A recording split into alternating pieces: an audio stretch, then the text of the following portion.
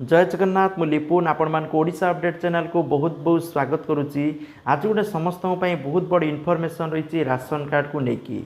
तो देखो ration card रे केवाईसी न कले राशन कार्ड कटिज एमती बहुत सारा सूचना आसूला जहाँ को नहीं जो राशन कार्डधारी मैंने केवाईसी करते से भय थिला जे राशन कार्ड कटिगले आमको राशन मिलबनी किंतु ताकू नहीं सरकार देइचंती आश्वस्ति खबर। सरकार कहते जे जो माने राशन कार्ड सहित आधार कार्ड लिंक करि पारु नांती एबे बा एई मास सुधा से आगू मध्य समय दिज्व या निर्दिष्ट माने जो मैंने करना किसी असुविधा से आगू मध्य समय मिल किसी असुविधा ना तेणु से राशन कार्ड टी कटो ना जो भाई राशन पाउले पाइबे।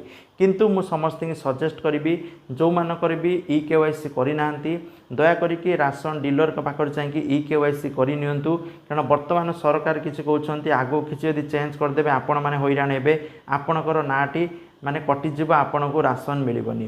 तेणु जदि आपण पाखर आधार कार्ड अच्छी राशन कार्ड अच्छी राशन डीलर पाखक जाकि निहाती भावे केवाईसी अपडेट करूँ जहाँफल आपण को आग को ठीक भाव में राशन टी मिल पार।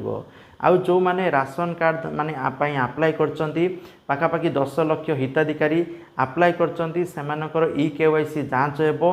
केवाईसी जांच हो सारा पर जो माने योग्य विवेचित होबे सेमानकु राशन कार्ड बहुत शीघ्र प्रदान कराजिबो बोली सूचना रही। तो जहाँ कि थिला ये राशन कार्ड को नहीं अपडेट। तो वीडियो को समस्त शेयर करेंगे और चैनल को सब्सक्राइब करेंगे। Thank you. जय जगन्नाथ।